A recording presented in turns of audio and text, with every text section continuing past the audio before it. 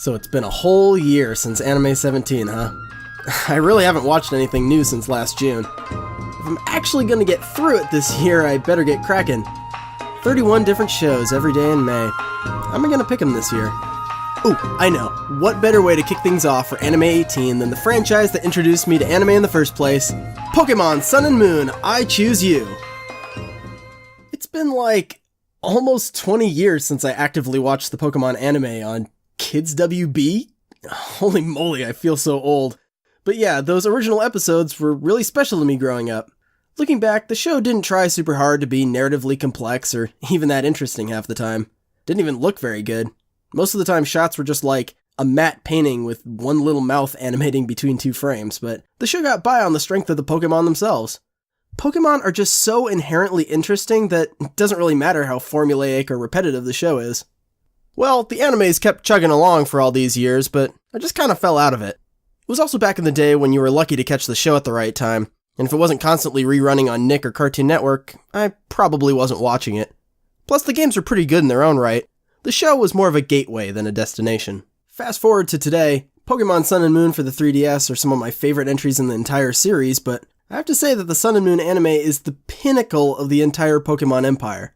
This show is the culmination of everything that I adore about the franchise and is lovingly packaged into one of the most pleasing presentations I've ever witnessed. This show has so much heart and so much pure, unbridled joy that it honestly rekindled my childlike wonder for the series. Look how expressive these characters are. Look how energetic this is. If this show opened my eyes and got me enthusiastic about Japanese animation at age 6, I'm insanely jealous of the kids growing up with this as their introduction. Fanboying nostalgia aside, what makes Sun and Moon special? It's still just an episodic kids show with Ash as the plucky idiot protagonist, meeting new friends and capturing Pokemon while thwarting Team Rocket as a vehicle to sell games and toys to the masses. The show's structure's hardly changed in the past 2 decades, but from what I've gathered, the anime has entered somewhat of a renaissance the last handful of years and really upped its production both in terms of animation quality and storytelling. Arcs are more prominent, characters grow and change. Ash is still incomprehensibly 10 years old, but it doesn't matter. Point is, the company has the money and they're actually using it to make the show better. Of course, the most noticeable difference is the drastic evolution of the art style. Let's see what I did there? Gone are the sharp, angular character designs in favor of a more naturalistic look with rounder features. The faces are much simpler, but way more expressive. You can tell the animation team had a lot of fun and freedom to embrace this new look, and it pays off immediately. This feels like a whole new show, even though the skeleton is largely the same. Ash Ketchum and his mom win a vacation to the sun-soaked Alola region. Ash is given a Z-Ring by the island deity, and gets to stay behind and participate in Melee Island's Pokemon School. Just another excuse for Ash to hang out and explore a new region, but the supporting cast is one of the strongest in the series. I was kinda bummed when Misty and eventually Brock were phased out of the main cast, but there's really only so much you can do with an episodic show like this that doesn't allow for much character growth. Rewatching some old episodes, it's remarkable how likable Ash has gotten over the years. He may not look it, but Ash has really matured as a character.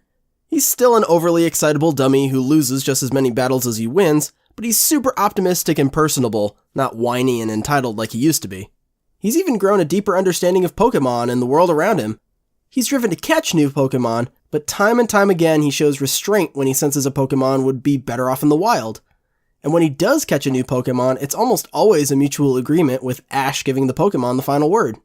I've also always admired how the anime wasn't afraid to let Ash say goodbye to his Pokemon. Some of my favorite moments are the tearful goodbyes rather than the much likelier fate of perpetual imprisonment in the datascape like all of my Poke companions over the decades.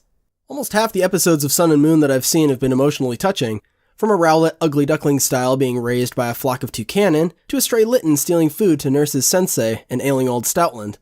Of course, it's nothing new to the format, but the show expertly balances its happy, carefree attitude with its more somber tones. But I got sidetracked. I wanted to highlight the exceptional supporting cast. Now, I'm used to having a 3 to 4 person core group with a rotating cast of side characters and one-off appearances, but Sun and Moon wholly embraces the 6-student class, plus Professor Kukui, plus the Rotom Dex, and all the individual Pokemon. Not only does this add a lot of variety to the cast and make their interactions more dynamic, but each one has a striking design, and there really aren't any weak links. Lily was obviously my favorite character in the game, but Lana and Mallow are equally cute and compelling. And for once, it doesn't feel like there will be any tween romance, which is a surprisingly refreshing change of pace. There's enough to keep track of as it is. And of course, Team Rocket is as stellar as ever and consistently steals the show. Although I'll miss their classic monologue, the new intro is so over-the-top aesthetically that it more than makes up for it not rhyming. They also make friends with a Mimikyu who's constantly saying disturbing things that only Meowth can understand, but it's perfect because Mimikyus are ghost Pokemon that dress up like Pikachus out of envy and hatred. It's a match made in heaven, and what a cool rivalry. There are so many more details that I love about this show. Little animations, goofy faces, absurd over-the-top action sequences, but at the end of the day, it's still a silly little episodic kids show no matter how well it's made. Most episodes end up feeling a little hollow just due to the nature of the story and the target demographic. I'm not as hooked and enthralled by Sun and Moon as a thrilling drama like Steins Gate or an adult action show like Kill la Kill, but I was pleasantly surprised again and again. The possibilities of Pokemon are so vast that I can't help getting excited to see where things will go next. Here's to 20 more years, Pokemon. Never grow up.